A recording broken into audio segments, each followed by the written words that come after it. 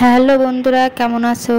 তোমারা lifestyle blog video নিয়ে আমি চলে যাচ্ছি। তা পুজোর সময় এখন সবাই কেমন আছে? নিশ্চয়ই তো ভালোই থাকবে, কারণ বছরে একটাই দুর্গা পুজো। তাই এই পুজোয় সবাই ভালো থাকারই কথা, মন খুশি খুশি থাকারই কথা। আর আমি দুপুরে কচুটাকে কুড়ে ভেজে রেখেছি, আর দেখতে আসলাম যে মাছ কতটা কি পড়েছে কি না পড়েছে, তা ওই জন্য তোমাদের সঙ্গে একটু শেয়ার করলাম।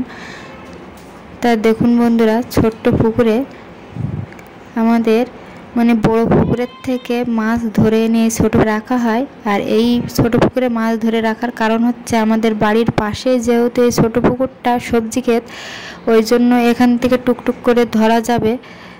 আর ওই যে আমাদের ধান ক্ষেতের যে মাঠের যে পুকুরটা, ওখানে অনেক দূরে হয়ে যায়, ওই জন্য ওইখান থেকে মাছ কিছুটা আবার এই দিকে রাখা হয়। তা দেখুন বন্ধুরা, কি মাছ পড়েছে। দেখুন বন্ধুরা, বাটা মাছ পড়েছে।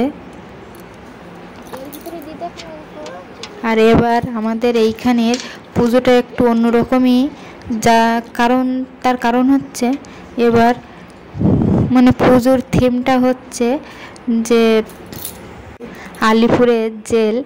তা ওই জন্য আরও তো এক্সাইটেড হয়ে আছি দেখার জন্য। আর এখানে যে আলিপুরের যে জেলের যে ফাঁসিটা, এটাও তৈরি করেছে, এবার একটু ইউনিক লাগছে পুরো পুজো মণ্ডপটা। তা তোমাদের সেসবও ভিডিও করে দেখাবো।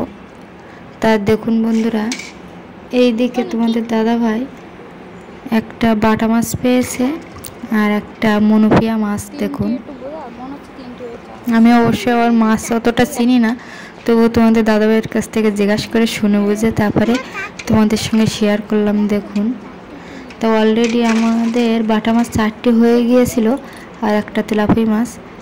আপাতত এই নিয়ে বাড়ি চলে যাই, গিয়ে রান্নাবান্না বসিয়ে দেই।